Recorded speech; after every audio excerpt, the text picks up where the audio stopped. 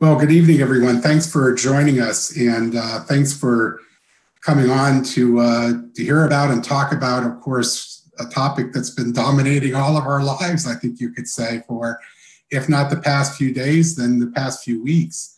What happened, and looking at the presidential election from a perspective, perhaps, of putting it into a context for us. In thinking about what's happened around the election, what is happening, and what's likely to happen around the election as well. As Nancy mentioned, I'm a political science professor at Framingham State, and one of the things that I take as a kind of, I would say, sort of a philosophical belief that as a person who studies politics and studies history, I try to do that from the most objective point of view possible.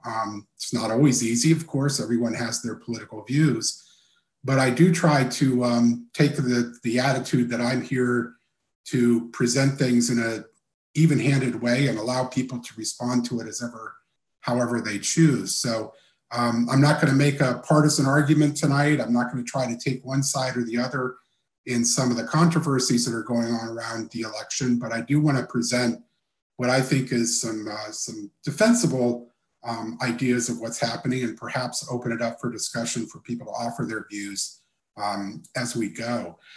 So where to begin? It's certainly a big topic. I've mentioned to a few friends along the way that I'm doing this topic as part of my, for this event. And each time I've told them I'm doing this, I get the same response. They say, oh, well, good luck. And they say it in that way of, almost the tone is, well, better you than me. This is not an easy thing to take on right now.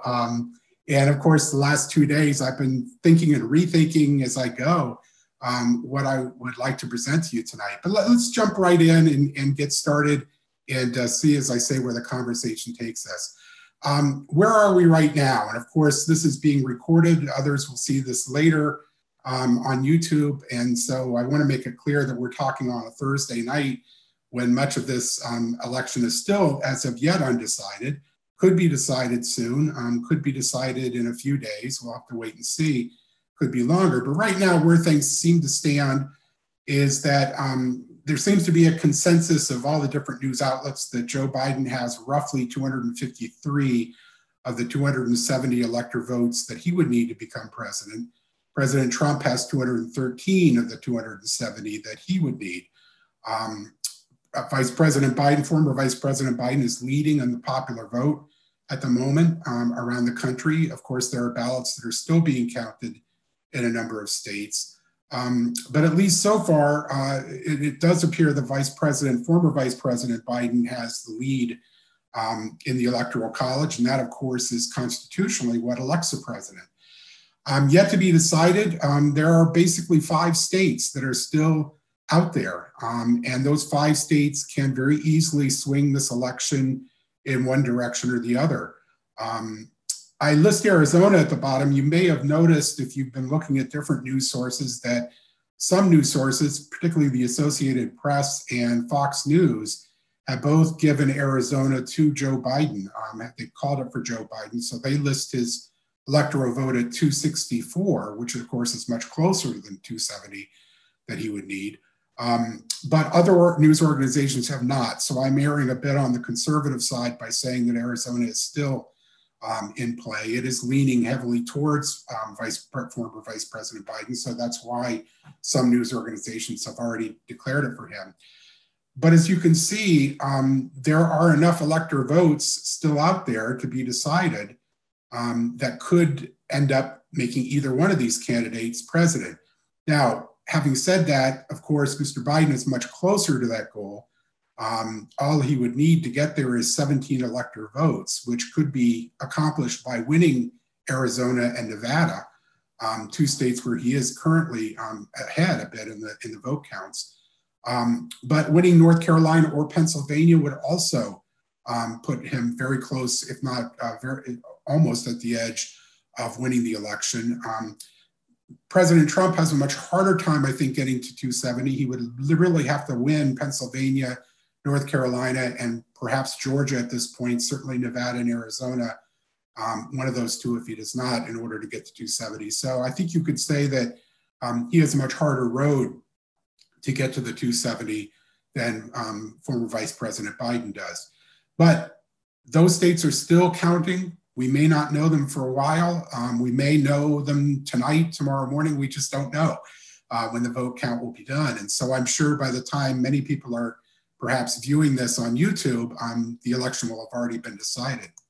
So I thought what I would do is maybe start us off by talking about some things I've heard people saying about the election from the perspective of someone who studies American politics and particularly American political history, and maybe burst a few bubbles of how this election is not all that different in some ways than elections that we've had in American politics in the past. And this is one I've certainly heard quite a bit. I'm sure you have too. We've never had an election as nasty as this one. Well, if there's one thing that I've learned in studying elections and looking at elections from a historical perspective is that nasty elections are as American as apple pie. We really have had many elections that have, if not rivaled, surpassed this election in terms of the anger and perhaps the vindictive kinds of accusations that are made back and forth between candidates and campaigns. In fact, I'll point you back to one of the very first, most competitive very first competitive election we had in the country between two political parties, and that's the election of 1800. When Thomas Jefferson, representing the Democrat-Republican Party, it's a kind of confusing name, isn't it, with the two major parties in it, often referred to just as Republicans, but we should be careful. They are not the modern Republican Party in its form. If anything, they became the Democratic Party, so it does get a little confusing. And John Adams and the Federalist Party, which had been the party really of George Washington, of course, as well as John Adams when he was both vice president and president. The election of 1800, I would argue, is the nastiest campaign that we've had in the country. And I think certainly surpasses this election and some of the other previous elections we'll talk about in just a minute. For example, some of the attacks against Thomas Jefferson used language that could only be described as extreme. Being accused of being a mean-spirited, low-lived character, whose election would bring murder, robbery, rape, adultery, and incest to be openly taught and practiced in the country.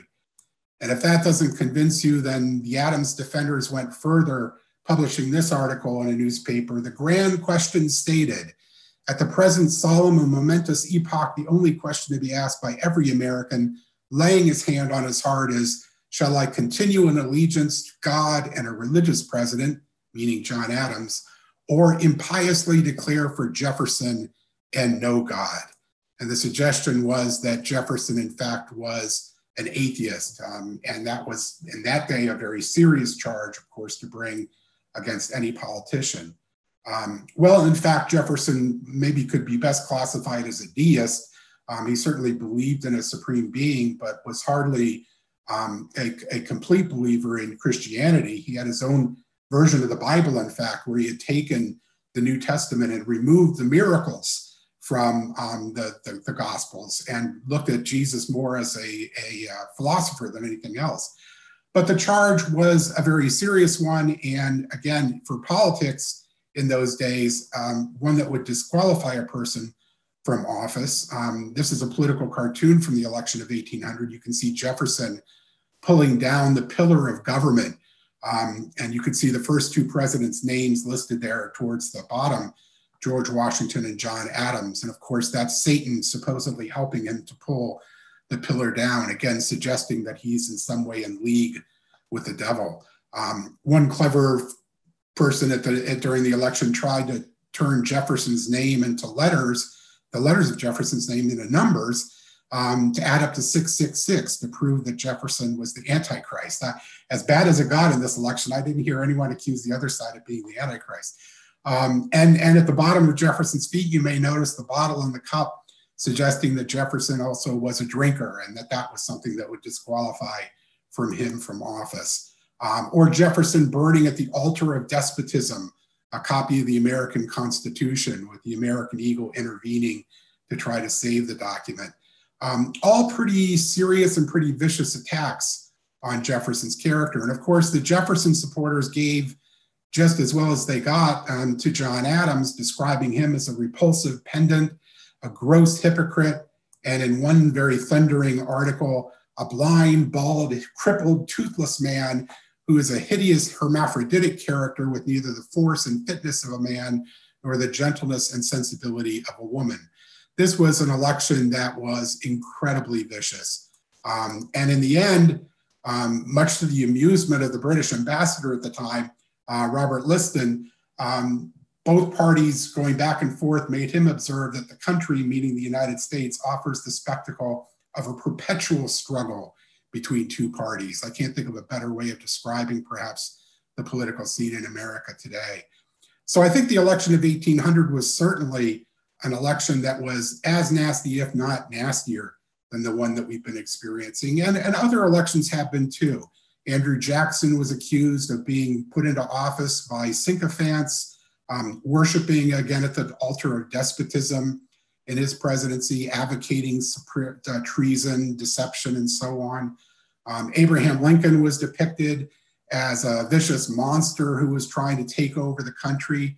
And even after the Emancipation Proclamation was issued and he ran for re-election in 1864, that in fact he was Satan in disguise, trying to take over the country.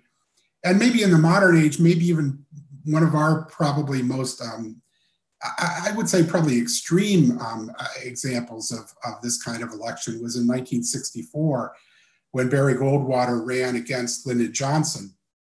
Johnson had just been president for a little less than a year after Kennedy's assassination. And Barry Goldwater's campaign theme was, "In your heart, you know he's right." But the fact that Barry Goldwater was willing to talk about making use of the atomic bomb as a weapon against the Soviet Union, he very loosely at one point said we should lob one into the men's room of the Kremlin. That led Johnson supporters to put out a counter button, you might say, that in your guts, you know he's nuts. Again, an election of extremes, and we've had plenty of elections with extreme language, not to mention the kind of negative campaigning that's gone on, of course, in elections over the more recent decades. So this is certainly nothing new in American politics. To have an election where a charge and countercharge are launched against the two candidates, where the tensions are high, where the country seems to be divided, where character assassination seems to be part of the game. This is an old part of American politics. And I don't think we should look at this election as being really out of step or any different than many of the elections that have come before. You know, a second way in which I think people talk about this is the nature of what's going to happen at the end. And I do want to end, before I get away from the election of 1800, just to mention that Jefferson and Adams did ultimately reconcile with one another. Adams writing to Jefferson and suggesting that you and I ought not to die until we've explained ourselves to each other, and through a series of letters in their later years came to reconcile their friendship again. So if there's anything to be learned perhaps from the kind of invective that can go on in a political campaign, perhaps another lesson to learn from it is possible to get beyond it and to rise above it. More on that in just a minute. So a second thing that I'm hearing a lot around this election, it's taking an awful long time to get this thing settled. And I think we're all perhaps feeling a certain amount of election exhaustion in the course of this. But again, I have to say, elections taking a long time to settle are truly, again, as American as apple pie. Every election takes a certain amount of time to settle. What we see on election night on television, of course, are projections of winners for different states, choosing electors to go to the Electoral College. And again, the numbers I showed you just a minute ago are really based on projections like that. It's not until the states are officially done counting the ballots and certify the ballot count in a state that an election is truly over in that sense, and the votes are counted. So every election takes a certain amount of time. We may know on election night that we've decided on a president because we have these projections that are quite accurate for the most part about who's won a particular state. But that, of course, doesn't settle anything. even though the networks may tell us so-and-so has won, they have not won. Not until the states certify the vote, not until the electors go to the Electoral College, which happens generally in December, and not until that vote is officially accounted by a joint session of the House and Senate. Only then, constitutionally, have we elected a president. So the process is much longer than most of us realize in any election. But this election does seem to be drawn out, of course. We have the mail-in ballots and absentee ballots that have come in the different states. Those are taking, in some states, longer to count than others because their state legislatures have mandated that those ballots not be counted until election day. So states like Pennsylvania, for example, and Georgia have a much longer period this is taking because of that. But we've had other elections that have gone on much longer than this election. And again, I'll point you to a couple examples from American history of what I'm talking about. Take the election of 1876, Rutherford B. Hayes running for election against Samuel J. Tilden. You know, if you've heard people complain, and I have as well as part of this election, maybe I should have made this another focus, is that, you know, well, we've got these lesser of two evils to choose from, or I'm not really happy with either of these candidates, but I'll have to vote for one or another. Well, this election is a perfect example of that kind of spirit as well. Hayes was described as a third-rate non-entity whose only recommendations is that he is obnoxious to no one, which doesn't sound like much of a ringing endorsement.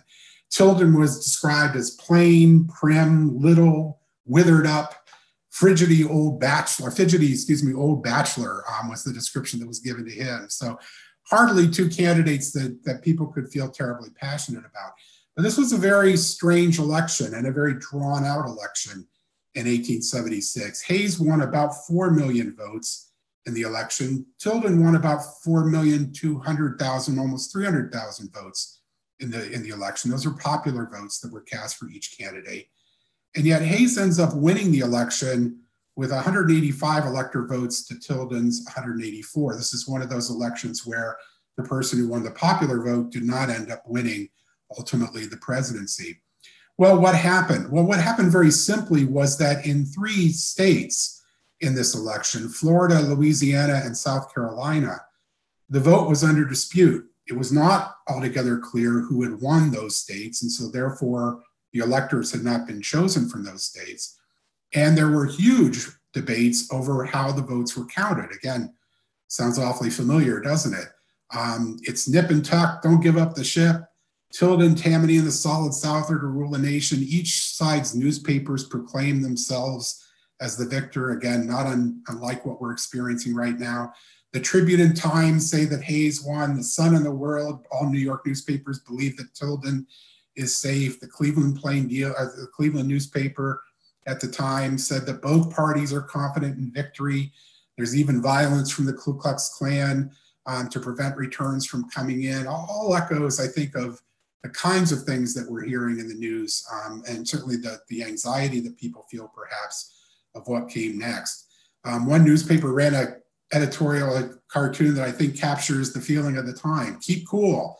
10 days after the election, people are still trying to decide this election 10 days later, and the country is waiting, of course, to find out who its president will be. You can even see in the background there the idea of fake news, false as a bulletin newspaper. It's, you know, that even the newspapers couldn't be trusted to give complete information about who was winning. Well, you know, what this election turned on was vote counting. And as I say, in these states, the slowness with which the vote was counted, the conditions under which the vote was counted, raised very similar kinds of questions that have been raised by some in this election.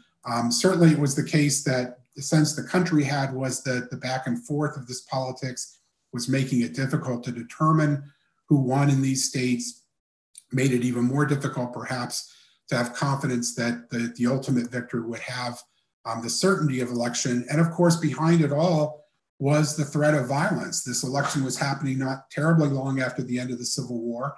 The idea that war might break out again over a presidential election was certainly one that was in the air. And so the concern about violence, the concern about what the fallout might be, was very much on people's minds. You see here Columbia representing the country being pulled on 2 different directions by Tilden and Hayes. And if you can't read that at the bottom, I'll read it for you. It says, as I cannot take both partners you are urging upon me, I want to put off the match until I can investigate their respective claims a little further. And that's in fact what happened. Congress, in a joint session with the House and Senate, appointed a commission to look into the election to determine who in fact the winner was.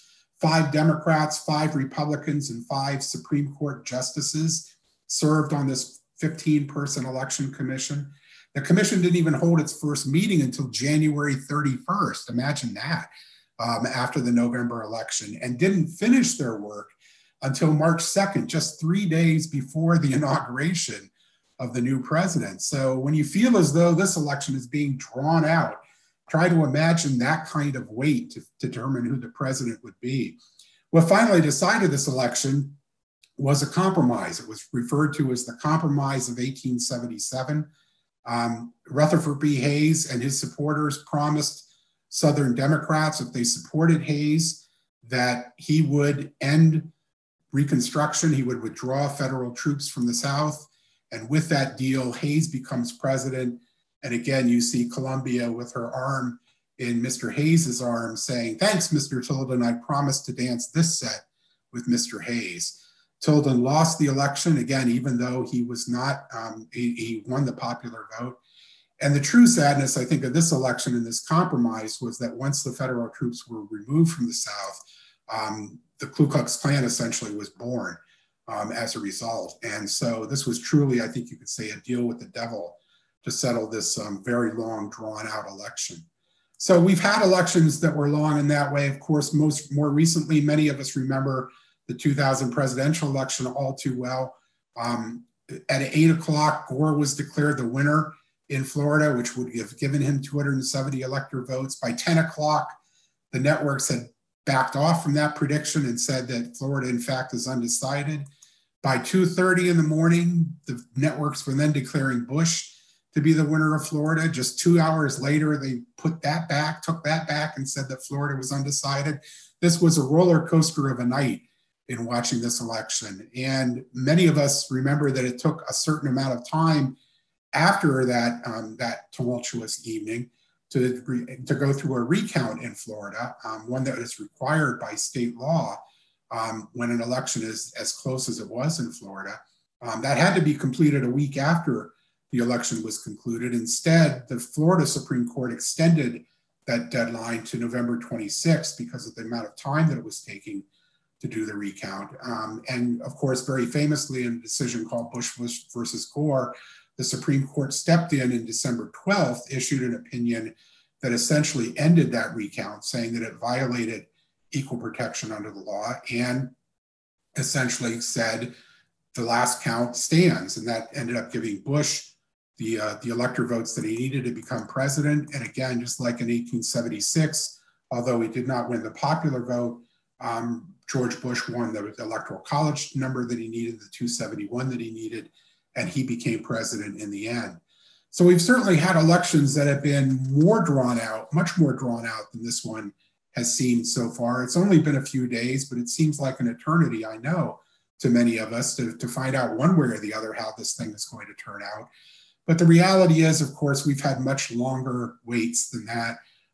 And even this wait that we're going through right now really can't even compare, I think, to what happened in 2000, and certainly not what happened in 1876. A third thing I've heard from a lot of people, or heard in the news quite a bit, the country's never been so divided over an election. Excuse me. But again, keeping with my theme, divisions over elections, again, are American as apple pie. We always have divisions over elections. Now, you know, to each election, it seems deeper than the one before, but the reality is division over election is something that we're used to in America. I think you could really make the case that it was even more true in the past than it is today. Our divisions, as bitter as they may seem at times, as angry as they may even seem at times, with the echoes of social media, really can't compare to some of the true anger and violence that erupted around elections in early America. And I think one reason for that is depicted here. This painting is called Election Day. And as you can see, the town is turning out to vote. And I call your attention to the fellow down in the left-hand side having a drink. Elections were causes for celebration. They were like holidays that people would take, and food would be served, drink would be served. You can see the fellow over on the right-hand side sitting over there on the bench looking a bit worse for wear as a result of election day. It's no wonder that elections often turn violent, because people were very often drinking very heavily on election day. And so violent outbursts were not uncommon around American elections, and the kinds of things that, again, we associate with the kind of protests that go on around elections today were not uncommon back then as well. One great example is in 1856, when James Buchanan ran against not only an early Republican candidate, but also Millard Fillmore, who represented the Know Nothing Party.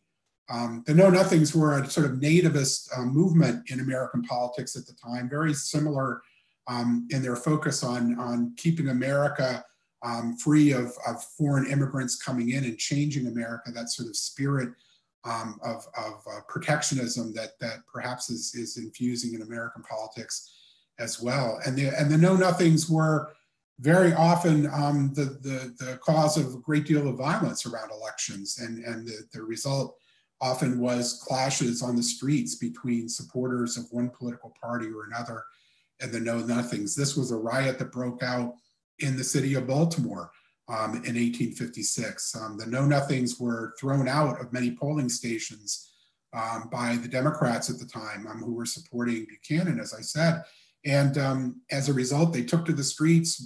Huge riots began to break out in Baltimore. The state National Guard had to be brought in order to quell the riots. 17 people were killed, 67 injured in Baltimore just in a single night around these election riots. So unrest and disquiet around elections, not unusual in American politics either. And finally, the last one I'm sorry, one other election to tell you about around that theme.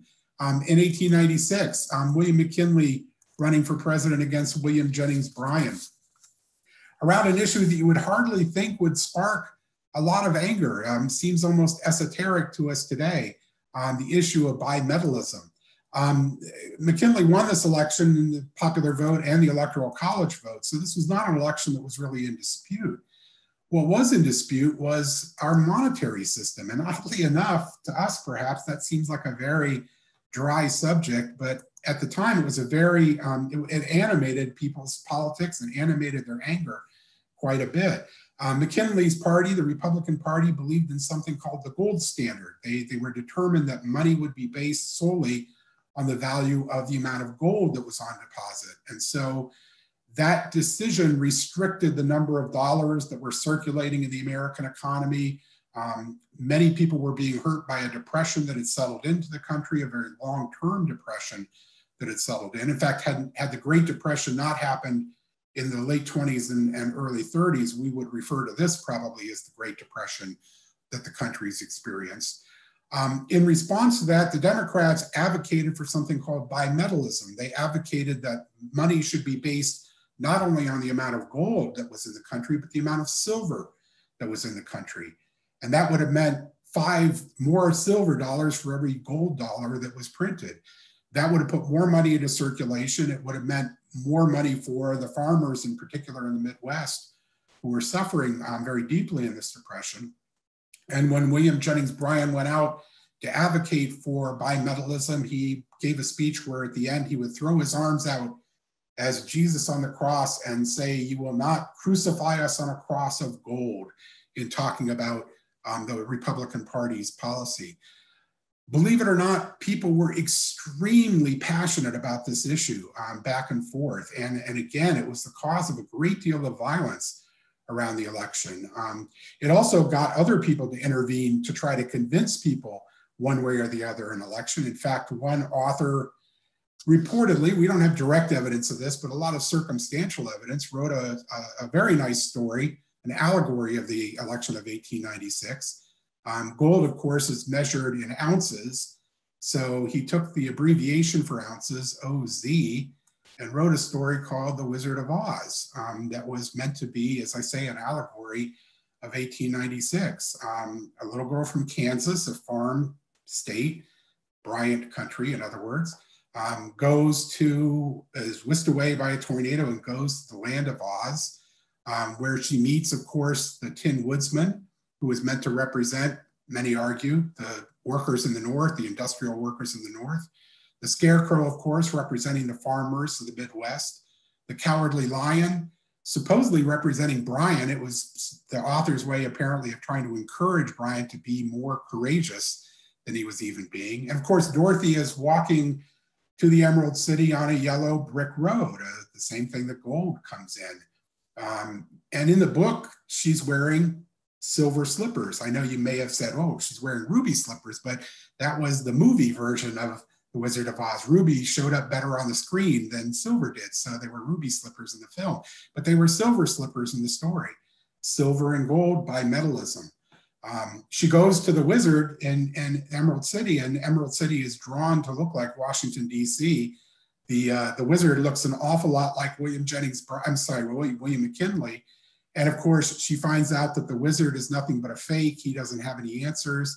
She goes back to Kansas and realizes there's no place like home. Be loyal to the farmers, be loyal to William Jennings Bryan. Again, you know, it's a allegory that really in many ways tried to capture and convince people of how they should vote in this election. When the election was decided for McKinley, riots broke out in major cities. New York City, rioters went around and tilted over all the subway cars, railroad cars that were in circulation then as a subway. Violence broke out in the streets between different groups that were supporting one side or the other.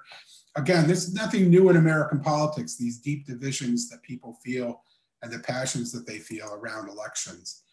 Finally, the last one, I'll just very quickly mention the idea of transfer of power. We're already hearing this, right? If Biden should win, will President Trump give up the office? Will there be an awful transition? Well, I'm sure there will be rocky moments. There always seem to be with transitions. So far, at least, and this process has already begun in terms of briefing people for the possibility of a transfer of power. It's gone very smoothly. But we've had worse transitions. Again, it's an American as apple pie side of our politics. There's always the uncomfortable transition between parties. Think of Abraham Lincoln's transition. All of these states seceded from the Union before Lincoln could even take the oath of office. I think if there's any example of a rough transition, it's got to be Lincoln's transition in 1860. And even you could say the transition for Franklin Roosevelt, waiting from November until March, traditionally when presidents were inaugurated back then, waiting to take action on the Great Depression that was getting deeper and deeper in the last few months of the Hoover administration. You know, this is a very difficult time in the country when we go from a November election to the beginning of a new administration. So should Joe Biden win the presidency, I think we can expect difficulties in the transition, but we've very often had difficulties in transitions in American politics. So is this election really all that different than previous elections? Well, I think there are some differences we can point to, even though, as I say, many of the things that I think are discussed as being unusual in this election really aren't unusual at all when you look at American politics. We've always had division. We've always had, again, the sort of angry charges between candidates. We've often had the problem of violence around elections. We certainly have had awkward and difficult transitions. What is different this time? Well, certainly one thing I think you could point to that's different is voter turnout. I mean, this is an unusual and historic election in terms of recent, at least, voter participation. These are the percentages of voter participation over the years. And as you can see, really since the 1940s, the post-World War II period, 63% is the highest that we've hit in a presidential election year. That, of course, was 1960, Kennedy and Nixon running against each other. We are on track for at least 67% voter turnout in this election, possibly higher when all the votes are counted. It's certainly going to be historic in those terms. This is an election like really, I think, no other in recent American politics for that reason. I think another reason that you could really say this election is unusual is the shifting of the different coalitions around the political parties. Joe Biden, in looking at exit polls at least, and they're not always 100% accurate, but as close as we can get perhaps to knowing what was on voters' minds, gained among older voters over what President Trump did in the earlier election. Younger voters in large numbers voted for Joe Biden. Men, including those without college degrees, actually began to shift some support towards Biden, more so than the Clinton campaign in 2016. But interestingly enough, Biden actually lost support among Black voters, among Latino voters, particularly down in Florida. It's one of the reasons I think that President Trump ended up winning Florida. The Latino vote shifted more towards him than he had in 2016.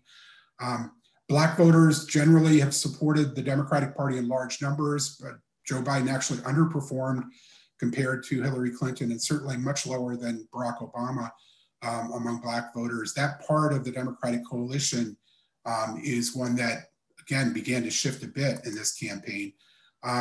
Interestingly enough, when people are asked about what's the most important issue, do you think, in this campaign, 35% listed the economy first, 20% racial equality, as you see, 15% the pandemic. And of course, this broke along party lines as well. Trump supporters were much more likely to list the economy as the most important issue.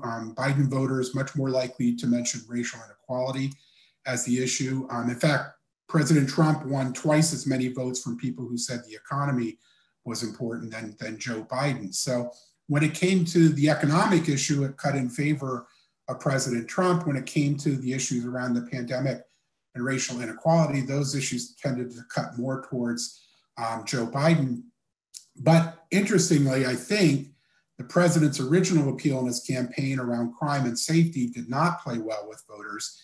And of course, the healthcare issue, which was at the center of much of the debate among the Democrats in the primaries, did not play as a very important issue for voters as well. So it is interesting that both campaigns really shifted the attention of voters towards the issues that seemed very clear to them to be the most important issues from their public opinion polling.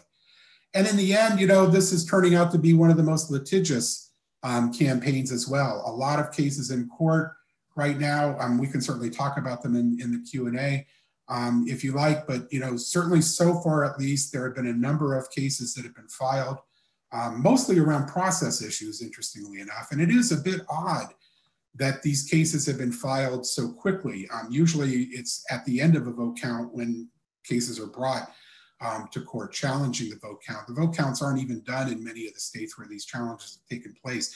So I think you could really say that this is turning out to be, I think, one of the most litigious, again, campaigns that we've seen in recent history. We've certainly had legal challenges in the past. Of course, 2000 is a great example of that with Bush versus Gore. But I think in sheer numbers and the speed with which these challenges are taking place in this election, it is certainly an unusual election that way, and perhaps in the end, even historic in that sense as well. So what can we conclude? What do we sort of say about this election? Well, if I was going to finish with anything here on Thursday night, while so much is still undecided, I would say I'd go back to the election of 1876. Keep cool. I think we've still got a ways to go with this election. I think we have to be patient around the process playing itself out. I mean, I certainly don't think we're in a position to really complain just yet about how long this is taking. It has to take this long. It is part of the process. It's part of democracy. And perhaps the best thing we can do is take a deep breath, maybe do a few other things this weekend other than focus on politics and wait for many of these states to finish their vote counts. With that, let me turn to some of the questions that have come up in the chat section, and I'll invite folks to go ahead and offer some more as we talk about these. What do I think of the Yale professor saying in the Globe today that Bush versus Gore is not worn well? Well, I think that's very true. I think the Supreme Court is reluctant to get into politics in general, electoral politics, I should say, of course. They have really hesitated to do that in the past. Bush versus Gore then stood out, I think, as a case, an unusual case of the Supreme Court intervening in an election. And ever since Bush versus Gore was decided, the court has not ever used it as a precedent in any other case, which is unusual in itself. And so I think there's a reluctance still for the court to become involved in politics. I think Chief Justice Roberts, in fact, really felt as though the court had gone perhaps too far into politics. He has certainly made some decisions since that I think have tried to rescue the court as being charged with just being a political court. Whether or not this court will intervene is an open question. I don't think, at least from what I've seen so far with the cases that have been raised by President Trump's campaign, I don't think I've seen constitutional issues that have emerged that would lead to the Supreme Court necessarily. It is still possible, but certainly none of these cases jump out as cases that the court is likely to take on. Most of them, again, involve process issues, and those tend to be the kinds of things the courts prefer to leave to the states to decide. So we'll have to wait and see what happens in all that. But I do think it's a very good point that the Bush versus Gore is not worn well, and I don't think it's worn well with the court either. Thoughts on Colorado and Nebraska giving elector votes to winners for the total US popular vote? You know, it's an interesting concept. I think if I have your question right, or your the way that you're phrasing it right, the idea is that many of these states are in a compact, or trying to get states to join a compact where the popular vote of the entire country would determine the winner, and the electors would then be appointed by the state to essentially confirm that in the Electoral College. It's an interesting concept. A number of states have signed on to it. Massachusetts is in fact one of them. When Deval Patrick was governor, he signed this compact as well. The problem, of course, is that the bigger states have not signed on to it. They prefer the Electoral College as it is. They like the clout that they have in the Electoral College. And the compact does say until enough states pool their elector votes in this way to get any candidate to 270, the compact will not take place. So at least so far, it's not proven to be an alternative to the Electoral College. It may well end up being one someday, but at least so far that hasn't happened. Was there foreign influence in other elections? Very good question. Not in the sense that we, I think, see it today. There has certainly been individuals in other countries, including ambassadors in the United States, that have commented publicly on elections and in that way perhaps try to influence elections. But there have not been efforts by other countries to interfere in any way with the electoral process, or for that matter, fund elections and campaigns, at least not that we know of course. One of the very difficult things I think in American politics today is the influence of something called dark money, money that is donated where the source of that money cannot be traced, it's private. And for that reason, there was always the danger that some other country may be funneling money into the American system in that way to try to influence the outcome. It is, I think, a danger, more of a danger now than it really ever has been. Your list of top issues in the election included percentages. What is the source of this list? Oh, I'm sorry, I perhaps should have mentioned that. That was actually coming from exit polls that were done by the New York Times, that particular part of the presentation. The other numbers that we're looking at, the groups that Joe Biden have either done better or worse with, came from the Washington Post actually, and then the other data come from the New York Times. If an election matter comes to the Supreme Court, should Justice Barrett recuse herself? Well, that's a really good question. And I think, you know, it's a difficult one to answer because it is up to each justice. There is no set rule that a justice has to recuse himself from any case. It is up to the justice to decide whether or not they feel they should recuse themselves from a case. And it's not altogether clear what Justice Barrett's thinking would be on that issue. I have to say, one of the things that I think we have to be a little bit careful about is making too many presumptions about how the Supreme Court would handle a case that would come before it. I'll give you an example. Neil Gorsuch, who was appointed, of course, by President Trump early on in his first term, has made some decisions that have surprised people with the positions that he's taken. And I think Justice Roberts himself has switched, of course, on some issues as well. So justices do often make decisions that perhaps surprise us in the way that they come out. Justice Barrett, I don't think we should make presumptions about how Justice Barrett would vote on any issue that would come before the court. I think it's up to her to decide whether or not to recuse herself. Often justices do recuse themselves when they feel they have not been on the court long enough to give a case a full hearing. And whether she would decide that was true with cases that would come up around the election right now, I think is an open question. So I'll reserve the right to say what I think one way or the other. I am trying to be as fair and even-handed as I can tonight, but I will say I do think it's up to Justice Barrett to make that decision, and I think it will probably be one that will weigh very heavily on our mind. What are the exact legal challenges which the Republicans are bringing up? And are there still good political cartoonists and political cartoons?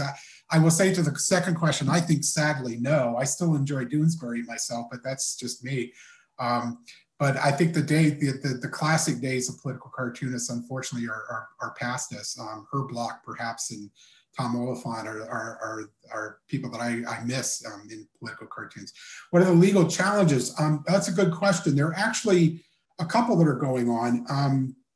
Michigan is one that was raised around process issues, whether or not there were enough observers for President Trump's campaign observing voter counts and the access to voter counting. He actually lost that appeal today, or that challenge today, in Michigan. In Pennsylvania, a very similar kind of challenge was made around the vote count in Pennsylvania, and he actually won. His campaign won that challenge in Pennsylvania. So the vote count will proceed, but it has to proceed under some new guidelines around the way in which the votes are counted and the observers that are in the room. Others have to do with vote recounts. And at least I will say this, when it comes to vote recounts in any of these states, Wisconsin has already, it's already clear there will be a recount there. The margin is small enough between President Trump and Vice President Biden that it automatically triggered a recount in Wisconsin. So it is going to go forward with a recount. Recounts rarely change outcomes very much.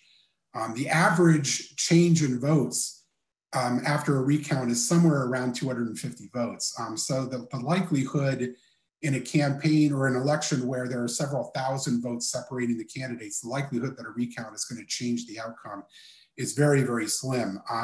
But that is something that has been requested by the Trump campaign, at least so far in North Carolina. And Georgia, I think, is probably heading for a recount, depending on the result there. And again, you know, I think Wisconsin automatic in that sense. Arizona has a 0.1% threshold for an automatic recount, so it's not very likely to happen in Arizona. But in Nevada, any candidate can ask for a recount no matter what the outcome is. And so if the Trump campaign, or the Biden campaign for that matter, wants to challenge the count in Nevada, either campaign can do that very easily. So most of these are revolving really around two issues. One is this question of observers, which has been resolved already in Michigan and Pennsylvania, and is in no way delaying the vote count there. And the other is this question about recounts. And of course, even if recounts do happen, they rarely change outcomes. So I don't think either of those kinds of challenges are really going to significantly change the outcome of this election in any way. Of course, there is still time to file challenges, and that may well happen in some of these other states, but at least so far, nothing has come up that I think is going to seriously alter the outcome in all this. Delay it a bit, perhaps, with the recounts, but not alter it in any significant way. What is the relationship between the electoral vote and the popular vote? That's a very good question. Of course, elector votes are won by winning the popular vote in individual states. That's why we have that map with the different colors, of course, keeping track of who's won which state. And it all depends on where you get your votes. If the popular vote is scattered throughout the country and is not concentrated in the big states that have large numbers of electors at stake, it's possible to win the popular vote and lose the Electoral College. And of course, that happened in the last election. It happened, of course, in 2000. It's happened in other elections, or have come close to happening in other elections as well. Kennedy in 1960 was extremely close between the popular vote, even though he won handily the Electoral College vote. So it is possible to win the popular vote, but lose the Electoral College vote if your votes aren't in the right states. That's what it really comes down to.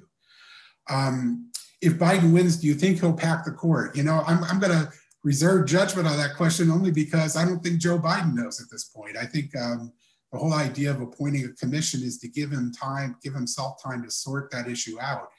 I think there's pressure on him to do it. Whether or not he'll take that step, I think, is another question. The individual states appear to have varying rules about when to count the early vote. Why should a federal election be different in each state? Very good question. You know, each state runs its own elections. It's the very short answer to that question. We do not have a national or federal election law that guides the way in which votes are counted and the way in which states proceed with votes. That's all done through state law. And so some states have required that votes that come in, either early votes or absentee ballots, are not to be opened or counted until election day. That's why we have some of the delays that we're experiencing right now. It's not because of inefficient systems. It's simply because the state by law has decided not to allow those counts to proceed until election day. Other states, Florida is a great example, allow those votes to be counted from very early on. And so as a result, Florida had its count done very, very quickly on election night. So it is entirely up to state law and the state legislatures. If we can blame anybody for the slow votes in some of these states, it's the state legislatures that made those decisions. But each state does run their own election system, excuse me, and they are the ones who ultimately decide what rules are going to be followed and all that. Was the Teapot Dome scandal as bad or worse than some of the corruption in the Trump administration, or as anti-good government? Well, again, I'll try to be as fair as I can on this question, but I'll say this. Certainly the Teapot Dome scandal was an embarrassment. It was not an embarrassment for the president at the time, Warren G. Harding, because Harding was apparently quite clueless about what was happening around Teapot Dome. It was a scandal that involved his Secretary of the Interior selling permission to different oil companies to develop oil rigs on US land, federal land. And so because of that scandal, a number of people in Harding's administration were tarnished, and ultimately the Republican Party struggled to kind of recover from it. So it was certainly a serious scandal. And I think in the end, it didn't change much when it came to the next election. Calvin Coolidge was elected, a Republican, the vice president, in fact, under Harding, and then Herbert Hoover after him. So it apparently didn't hurt the Republicans' party chances in this way. Does climate change and environment appear on the list of any important issues? You know, that's a very good question as well. And I was surprised not to see it there, at least among Biden voters, but no, apparently not. When voters were asked the most important issue, it was further down the list than the ones that I mentioned earlier. Those were really the top issues that pollsters heard in exit polls. This president stated tonight on national television, the only way Mr. Biden can win is by cheating. What do I think of that statement? Well, you know, again, I think the sort of charges back and forth that are going to happen around this are going to happen. And I think it's important for all of us, I think, in watching what's happening around the vote count in particular, is to know that votes are being counted. They are being counted in a way that is being observed by both parties. They're being counted in a way that that legal challenges can be raised if one of the two candidates chooses to raise them. I think the difference between the rhetoric and the reality of the way in which the vote count is taking place is just something we have to be careful about. And I do think even some of the members of President Trump's own party were very concerned about statements that he made on election night around some of that. And again, trying to be as fair as I can about this, I do think we have to be kind of cautious and wait and see in that sense. My biggest concern, of course, is that social media is blowing a lot of these things up in a way that just has not really benefited either political party. And certainly the next question is a good one around that. Has the advent of social media changed the political landscape? Absolutely. I think that the truly big change that social media has brought is the ability to kind of keep people in silos and separate them around what they're hearing and listening. And I really encourage folks to try to tune as much of that out as you can. I think it either only confirms what people already believe they believe, and that doesn't really challenge anyone to think in new ways about it. And I think otherwise it, of course, too much demonizes each side. I think it's one of the most difficult parts of our politics is I think if we're learning anything, it's this presidential election hasn't settled any of that. I think if we're looking to an election to decide where the American public mind is, this election has made it very clear that those divisions continue. I think until we address those divisions, we're not going to see much change in anything else. And a president is not going to be able to do that for us one way or the other. Can the Supreme Court revisit regarding their decision in Pennsylvania? Yeah, they left that door open. So far, again, I'm not sure there are grounds for doing that just yet. And the one place where they might make that kind of decision or that kind of revisiting is around the issue of mail-in ballots that have come in and were being accepted in Pennsylvania up until this Friday, up until tomorrow. If they revisit that question, which originally they left to the state to decide and the state decided to allow it, if they do revisit that question, we're not talking about a lot of ballots that have come in under those circumstances, apparently. And so the expectation is, again, it's not likely to sway the vote in Pennsylvania one way or the other. But could it end up before the Supreme Court again? It's possible. Again, they left the door open to do that. Does every state count votes with voting machines? No. That's, I think, an image that perhaps we have here in Massachusetts. Many do. Most find it more efficient. But when it comes to other ballots that need to be done by hand, there are a number of ways in which states sort and count ballots the old-fashioned way. One of the issues that's come up is this question of the use of Sharpies in marking ballots. And if the ink from a Sharpie leaks through the ballot, the voting count machines, the voting machines can't count them. And so they have to be counted by hand. But every vote does end up being counted, whether it's by hand or by machine. In the event of a tie, does every state get one vote in the House? Yes, well, not in the event of the tie, but if no one gets the number of 270 elector votes, it would go to the House of Representatives, and there each state would vote with one vote. And so each delegation from the states would have to make a decision as to how they're going to count their votes. At the moment, there are 26, I believe it is, Republican-dominated delegations in the House, and there are 23 Democratic dominated, and then one split more or less evenly down the middle. And so whether or not it would end up in the House, I think is an open question, at least so far with the way the Electoral College is going. I don't think that's very likely to happen. It usually happens if there's a strong third party candidate who draws enough votes away to win a state or two and deny either party the 270 they need to win. But both candidates are on track for the possibility of winning 270. I think it's likely to happen. What agency checks the integrity of voting machines? That's, again, a state matter. The states are in charge of running elections in that way, and they are the ones who have to certify that, that the vote's been done accurately. Any thoughts about the ranked choice voting in national elections? Georgia Senate has just both been thrown in a January 6th runoff because no candidate reached 50%.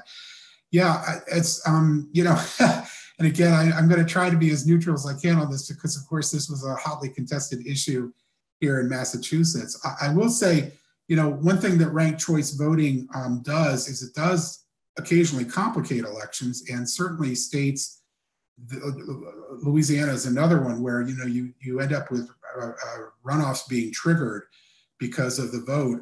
It does draw out the election, and of course, voters seem to be of two minds of it. And I know this doesn't directly answer your question, but it's the best I think I can do. You know, voters really like the idea of ranked choice voting, but at the same time, when they're living with it, they tend not to like it because it does draw things out. It extends elections. It makes them feel as though nothing has really been decided. And so I think we're of two minds as a country about ranked choice voting, and whether or not nationally we would ever consider that for presidential elections, I think is a whole nother question. I doubt that we would. I think the tradition is too strong in the way that we run presidential elections, at least. But some states, of course, as I say, have made that choice. Massachusetts had that choice before them. They may well have it again. I wouldn't be a bit surprised if it's raised again in Massachusetts. I think for many Massachusetts voters, it seemed like a very complicated issue that perhaps wasn't explained well by either side. And so I think we're going to see that being offered again in Massachusetts. I know we're just about out of time, and I hate to draw things to a close, but I appreciate everyone's questions and the participation tonight. Nancy, I think I should probably turn it back over to you with a thank you for having me tonight. I've really enjoyed tonight. I appreciate it.